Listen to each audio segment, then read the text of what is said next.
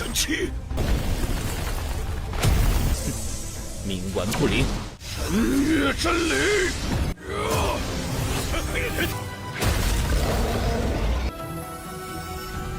潘一基的是你，为什么骗我？林啸天，加一等。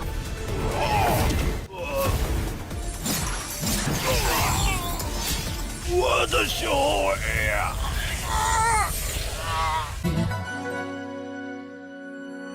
！Hello guys, welcome back to Kobe Movie. Dan sesuai permintaan kalian rata-rata meminta Lord Lingfeng untuk rilis duluan cus menunjukkan Lord kita yang sakti ini.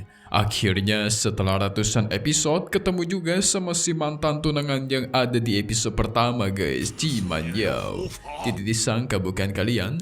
Nah di part 251 hari ini kita semua bakal melihat full pertarungan Lord Lingfeng melawan penguasa kota Lincheng yaitu si Mo Pei dan leluhur keluarga Kong Sun yang sombong. Jadi di part kali ini bakal seru banget nih, dijamin kalian puas. Yang menariknya adalah Lingfeng akan mencari tahu soal ayahnya guys. Kira-kira fakta apa yang bakal dia dapatkan ya? Itu semua terjadi gara-gara para kroco alias para musuh yang tidak tahu diri. Dimulai dari si bocah Kong Sun Li yang cari masalah pun Lingfeng bantai habis. Muncullah tetua dan leluhur yang badannya kecil sekali guys, si kerdil. Untuk pertama kalinya Mimi melihat ada leluhur dengan badan kecil gitu. Si leluhur yang masih tidak mampu melawan Lingfeng. Muncullah penguasa kota Ling yang bernama Mo Pei. Mereka semua mengeroyok Lingfeng seorang diri. Ini para kakek gimana sih? Masa kakek-kakek mainnya keroyokan ke anak muda seperti Lord kita ya? Hehe. Paling lucu adalah reaksinya Jiman Yao yang tidak percaya ketika melihat kekuatan Lingfeng yang begitu dahsyat. Iri dia guys. So maka dari itu kita masuk ke intro ya guys. Hehehe. 逃不出风铃大阵。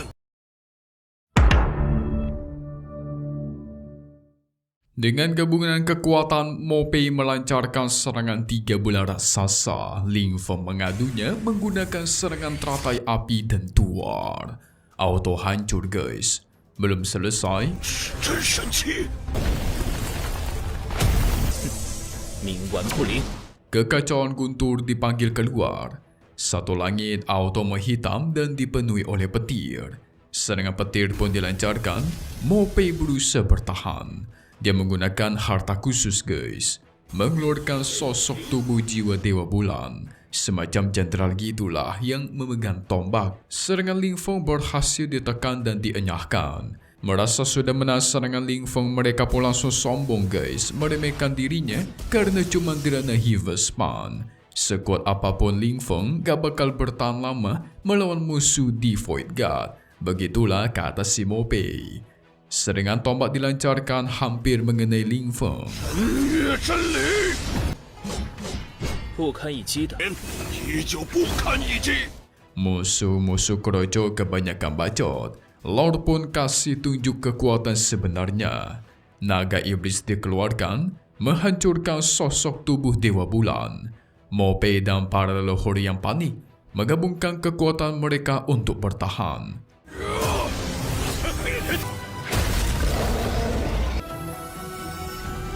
潘一基的是你， Void God ditekan sedemikian rupa oleh Lingfeng. Tadi katanya Lingfeng lemah ya. Sekarang mereka harus menggabungkan kekuatan untuk bertahan guys. Padahal Mo Pei ini sudah berada di ranah Void God tingkat 5. Masih tidak ada apa-apanya ya. Di sisi lain Jiman Yao stres berat sampai muntah darah. Harta macam apa yang diberikan Lin Xiaotian kepada anaknya? Tangan dan kakinya pun melemas. Dia tidak terima selama ini Lingfeng berpura-pura lemah. Dan dia merasa sangat tertipu guys. Buset, nggak tahu diri nih wanita nih. Minta dihabisi nanti. 为什么骗我？林啸天， Merasa sudah cukup, Lingfeng pun akan menyelesaikan pertarungan ini. Akhirnya harta bendera perang yang dia dapatkan melawan Kuang Chu kemarin pun digunakan untuk menyerang dan tuar. Api penyucian Nether berhasil menekan penguasa kota dan para leluhur sampai kesulitan berdiri. Mopei masih berani mengancam. Aku adalah tetua dari Pulau Suci, kau mau ngapain, ha? Sebagai seorang tetua tetapi menyerang orang tanpa tahu fakta benar atau salah, kau sangatlah tidak layak. Segera Ling Feng membakar dirinya dengan api nirvana dan langsung jadi abu, guys. Hehehe. 加一等， Di Pulau Suci ada praktisi tingkat terugat. Ling Feng pasti bakal dicari sama dia, ancam dari para keroco. Tapi cuma di terugat mah, yang gak ada takut-takutnya sama Lord kita. Dia pun menusuk para keroco sampai meninggoy semua, kecuali 2 orang dari klan Kong Sun. Masih dia tangkap dan dibiarkan hidup. Sekarang Lord kita Ling Feng sudah lumayan sadis, guys. Musuhnya dibantai tanpa ampun, tidak seperti dulu. Kalau dulu musuhnya manusia, biasakan dia biarkan hidup tuh. Kalau sekarang mah udah nggak ada, guys. Ling Feng bertanya soal cerita ayahnya. Lagi-lagi keroco tidak tahu diri, Kong Xiong Liu malah mengancam Ling Feng.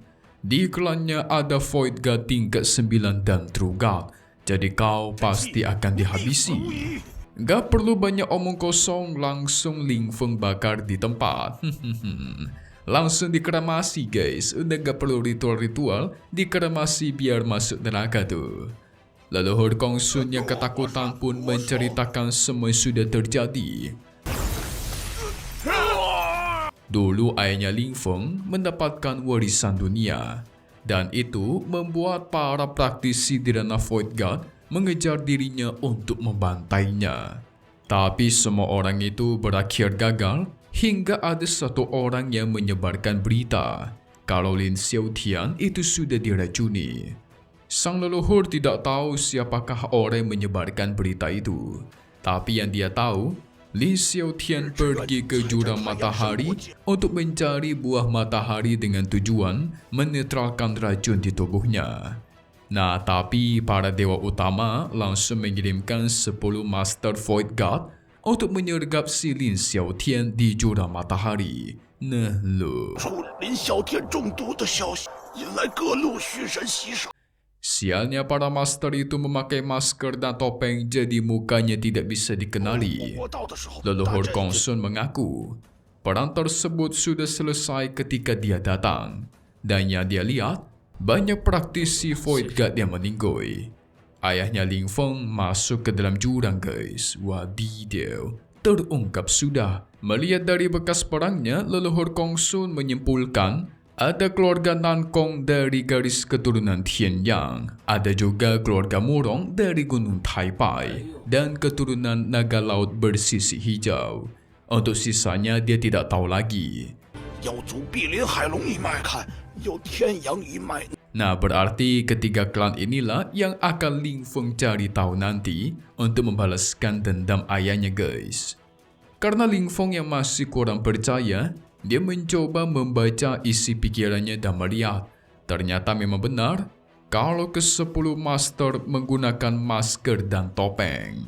Berarti leluhur Kong Sun jujur nih, sehingga Ling Feng harus bekerja lebih keras untuk mencari tahu identitas para musuh ini. Karena semua sudah diceritakan, maka Ling Feng akan memberikan hukumannya setimpal kepada leluhur Kong Sun. Dia tidak dihabisi, guys, tidak seperti yang lainnya. Hanya saja ranahnya itu dihapuskan, menjadikan dia sebagai orang biasa nih. Udah jadi orang biasa, tubuhnya kerdil pula. Mau ngapa-ngapain susah nih. Hahaha.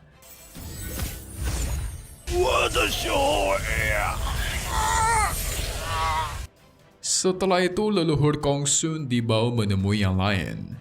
Ling Feng mengatakan kalau semua musuh sudah dibantai habis kecuali si kerdil ini. Nah lo. Ciman Yao mendengar itu, makin streslah dia. Semua musuh di Void God dikalahkan begitu saja sama Ling Feng. Jadi dia merasa sudah salah keputusan nih mencuri martial soul-nya Ling Feng. Harusnya waktu itu dia jangan mencuri martial soul-nya dulu. Tunggu setelah nikah, baru mencuri warisan dan semuanya, barulah kabur. Begitulah pikiran si wanita licik ini. Hehe. Setelah itu Ling Feng pun mengembalikan semua pedang yang dia pinjam kemarin. Sang paman yakin beberapa tahun lagi Ling Feng bakal melampaui ayahnya. 都离开吧。 Tapi mulai sekarang Ling Feng harus berhati-hati. Karena dia sudah menghabisi tetua dari Pulau Suci. 想动我， Pasti mereka gak bakal tinggal diam ya kan? Ya mau itu tergugat juga Ling Feng tidak takut akan dia libat semua. Mantap. Setelah itu semuanya pun menghampiri Ling Feng. Gara-gara pertarungan tadi namanya Ling Feng sudah pasti masuk ke peringkat monumen jenius. Jadi ya gak perlu pakai tes-tes lagi. Tapi si Xiao Tian mau coba guys. Kita lihat sekuat apa nih burung kocak nih. Hehe. Segera dia menyerang monumen di sana dan tuar.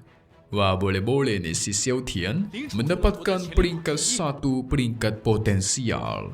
Ingat ya guys, di sini monumen itu ada 3. Monumen paling rendah adalah monumen potensial.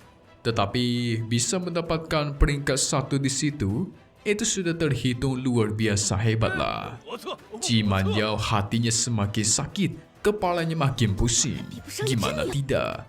Dia kalah dari seekor burungnya Ling Feng. Hahaha. Burung maksudnya burung peliharaan ya guys, bukan burung yang itu. Waduh, kacau.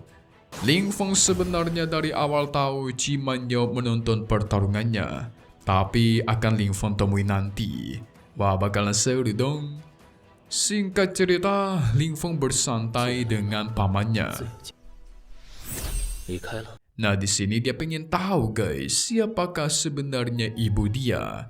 Karena dari kecil, dia tuh tidak pernah melihat sosoknya. Ya juga ya. Kita dari episode pertama tuh nggak pernah dikasih tahu soal ibunya Ling Feng.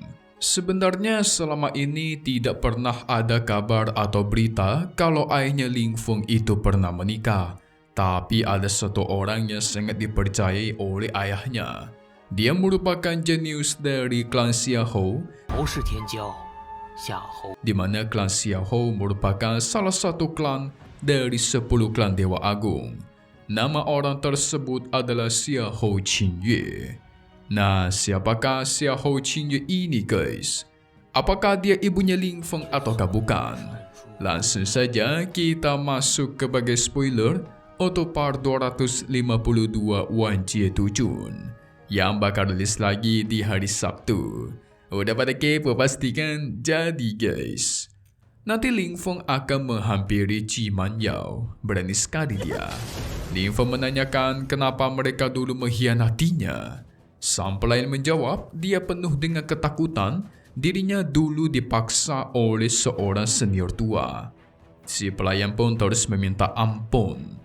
Sebagai permohonan maaf, dia menghapuskan kultivasinya sendiri di hadapan Ling Feng dan tuar. Setidaknya sang pelayan masih pengen tanggung jawab. Lantas Jiman Yao bakal ngapain dia ya? Habis sama Lord Ling Feng kita nih. Coba kalian tebak. Dia itu bakal diapain sama Lord kita? Ditusuk, ditebas atau dipukul? Atau malah CLBK alias cinta lama bersemi kembali? Balikan gitu. Tapi itu mah gak mungkin lah ya guys ya. Udah dikhianati sedemikian rupa, mana mau balikan? Ya minimal kultivasinya dihancurin dah. Terus sampai situ diapain ya? Hehehe. Selesai dulu untuk part 252 Wan Jie Tujun. Kita bakal ketemu lagi untuk tonton selanjutnya dan pastinya cuma di sini Kobi Movie. Ingat ya guys, hari Sabtu kalian tunggu saja. Meme mohon pamit undur diri dulu. Kita bakal ketemu lagi di video-video selanjutnya. Oke kalau gitu, see you guys.